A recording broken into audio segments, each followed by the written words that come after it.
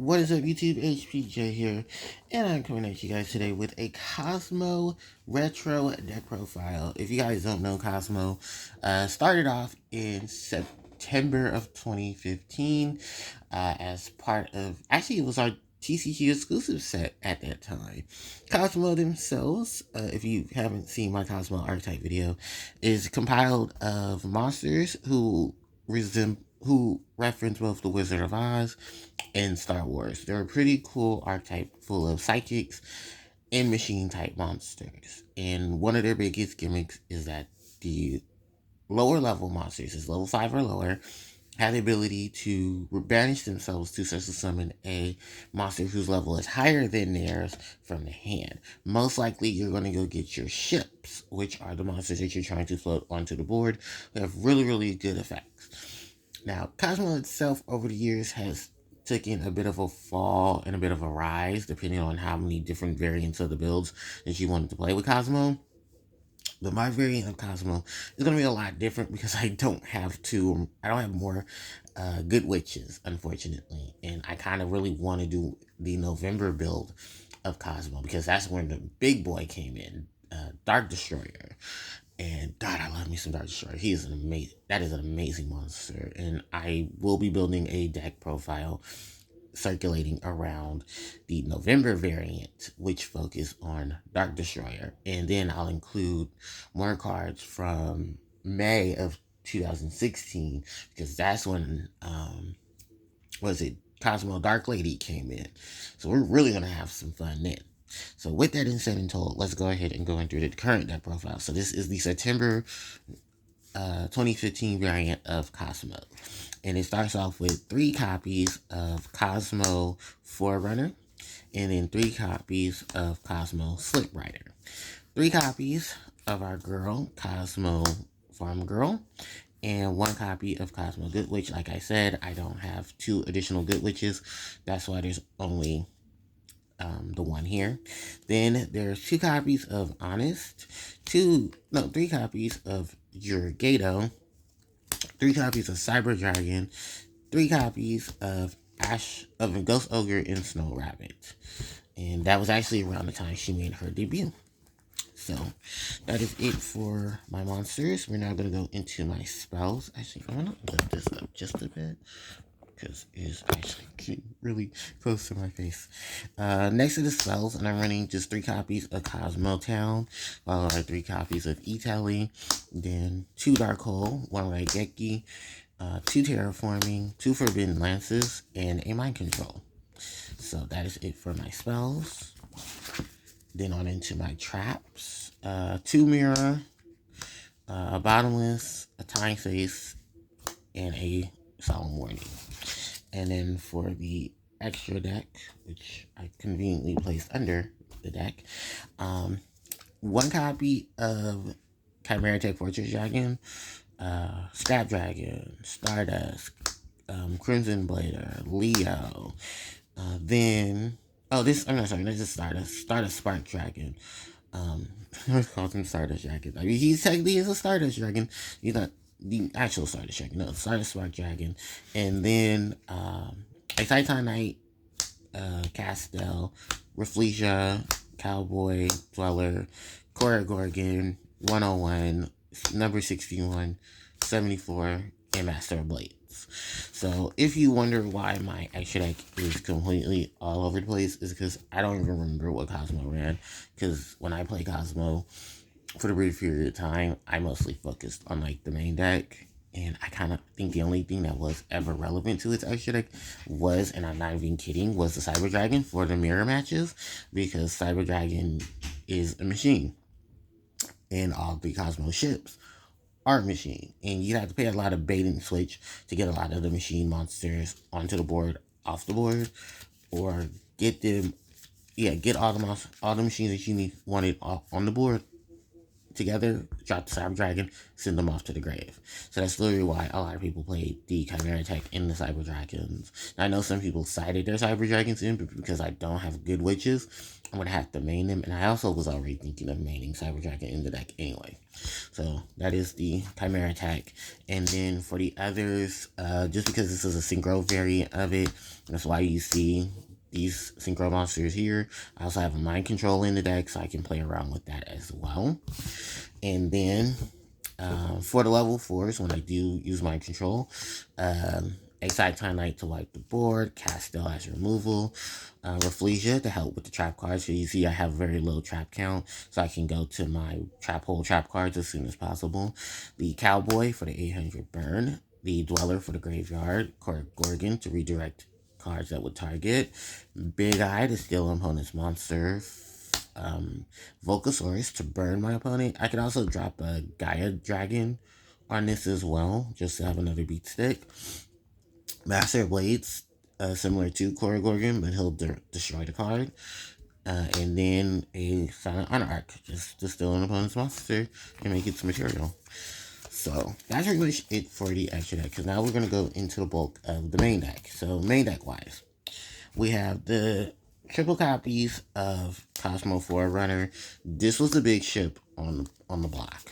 During each of your standby phases, you gain 1,000 life points. This monster cannot be destroyed by your opponent's card effects.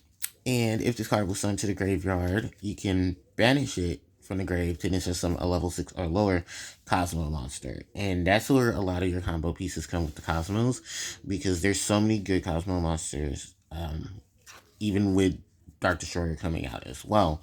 So one of the bigger plays was with this lovely lady. This is Kozmo Farm Girl. Her ability is that during either player's turn, you can banish her to special summon a level 4 or higher Kozmo monster from your hand, and you don't use that effect once per turn. And then she inflicts battle damage to your opponent. You can pay 500 life points to then add a Kozmo card from your deck to your hand. So she can search for any Kozmo card, spells, traps, and even monsters. And what people would do is they would swing with Farm Girl, or clear the way to swing with the Farm Girl, have her inflict damage, then go get the Forerunner, banish her, and then play the Forerunner. And then the Forerunner can swing. For 2,800. Yeah, it's pretty big. And these are both light monsters, which is why I play the Honest in the deck. Kozmo Slick Rider, also another light monster. And when this one hurts normal special summon, you target a fellow trap on the field and destroy it. So you get rid of floodgates. You can get rid of a lot of various things that would be in Kozmo's way, but you can also float into this with the Farm Girl, because it is it's a monster who's level 4 or higher. And its other abilities, like if it's destroyed and sent to the graveyard by a card effect, then you can summon a level 4 or lower Kozmo monster. She can bring back the Farm Girl, or bring out a Farm Girl from your deck. Then we have Kozmo Good Witch, who is the Book of Moon of the archetype, and similar to Farm Girl, she can bring out a level 5 or higher Kozmo monster for your deck. I very actually did not notice that. Okay, so those are the Cosmos. And then for all the other monsters, Honest, because there are a ton of light monsters in the deck that you can easily play this monster with. Jurgato, if you're in the EU at that time, you did not get this monster because this was a TCG exclusive monster. This monster, I believe, was used by Merrick Ishtar, if I'm not mistaken, or I think it was used by Yami Bakura. But during either player's damage battle step, quick effect, you can send this card from your hand to the grave, and if you do gain 1,000 life points, you can only use this effect of Jurgato once a turn, but its quick effect was that you contribute it to the entire one face-up monster you control and then gain 1,000 life points until the end. 1,000 attack until the end of the next turn. So this way it would just help you crash over monsters or have Farm Girl crash over monsters as well. It was a really, really good option for things when early Kozmo was around. Unfortunately, the EU never got this card till later on, because this card, unfortunately, was only out in the TCG and I believe only in the OCG, because I think it was imported in the main set. The Cyber Dragon, because this is, of course, a machine deck, and it's here to help play against the mirror. If you ever played a lot of, meta decks in Yu-Gi-Oh!, there's always going to be those who are playing, the ins and outs of cards to help them with certain tactics, and that's why why I was playing this in the main, because it's just an easy way to out certain a lot of decks that were using machine, or primarily going up against your opponent's decks who are using machine. Ghost Ogre and Snow Rabbit. I know some people were not playing her because they weren't running the Synchro variant, but I'm running her because she is a hand trap. She is a variant that can be used, and as you can see, I'm running Synchros.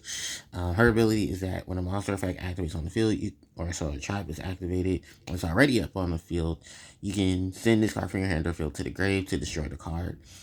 Which is really good as a way to counteract some things. She's not the strongest of hand traps because Baylor and Max C were still around, and I do have Max C's. I just didn't have room to put Max C in here. But from what I've seen, most people weren't maining Max C. They were mostly signing in. So I don't have much of like a lineup of things. It just is what it is. So, alright, that's it for the monsters. Going into the spells. Kozmo Town. Everyone loves Kozmo Town. It's a really good field spell. It's probably one of the reasons why in modern Yu-Gi-Oh! Terraforming is either limited here in the TCG or banned in OCG. Because it's another one of those ways to deal with things. A field spell that does so much of its own merit that terraforming was just such a problematic card that it had to be hit. So the Kozmo Talon's effect is once a turn, you can target a banished Kozmo monster and return it to your hand, and you lose life points equal to that monster's original level times 100. Then you can, once a turn, you can reveal any number of Kozmo monsters in your hand, shuffle into deck, and then draw cards equal to the number of cards you sent back. And then if this card in the field spell zone is destroyed by an opponent's card effect, you can add Kozmo card from your deck to your hand. So, hand replenisher, returner to the hand, and then being able to get another card out the hand, which I kind of see why people may have not been running terraforming. But I wanted to speed up the deck. If anything, you can just take out the terraformings that I have in my version and then put some good witches in it just to replace it. Then, of course, triple E-Telly. This is to get the Farm Girl. This is to get the Ghost Ogre onto the board. Just get your low-level monsters, put them onto the board, get their effects or stuff going, or even during your turn, your opponent's turn, you can flip the E-Telly, go get the Farm Girl, put the Farm Girl onto the field, banish the Farm Girl, put the Slip Rider or the Forerunner onto the board. And that way you can scare your opponent out of place. E-Telly is a menace. Dark Hole and Raigeki, these are here just to do monster removal. Funny thing is, if you play Dark Hole and you have like your big ships on the field, this will help you get your smaller ship, your pilots as they're known, onto the field. The Terraforming, to help you search for the field spell, but like I said, with Kozmo Talon's effects, you don't really have to run this. You can take it out if you want to put in the good witches. The Forbidden Lance to protect your monsters from your opponent's cards, like their Dark Holes and Raigekis. And the Mind Control I'm playing in here because I do not own extra copies of Good Witch. But it's really good to take some of your opponent's stuff as well and play around with their cards. Alright, from there we have the trap cards, and it's just a simple layout. The Mirror Force, just as the last bit of battle traps if you need to protect things.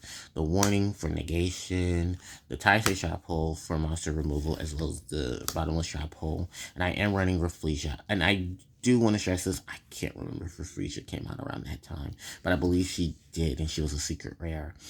But Rafflesia in a deck like Cosmos is actually really, really good.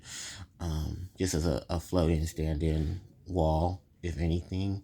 So, yeah, that's pretty much it for this variation of Cosmo. It's not my strongest deck profile in terms of retro, but it is at least something, and I'm still proud of building it all one and the same. So, thank you guys so much for watching the Cosmo deck profile. I really do appreciate it. I'll try to have the Cosmo variant for November up with, of course, everyone's favorite, Dark Destroyer. Probably over the weekend, so give me some time, because I'm still also, what else am I doing? Like, I'm just doing a whole lot of other stuff as well. So, thank you guys so much for watching. I really do appreciate it. Don't forget to like, comment, share, and subscribe to the channel, as it helps out tremendously. Hit the notification bell to be informed of when I upload more content to the channel. My social media links, they're in the description box below. And, with that said, thanks everyone for watching. HPJ signing out. Take care.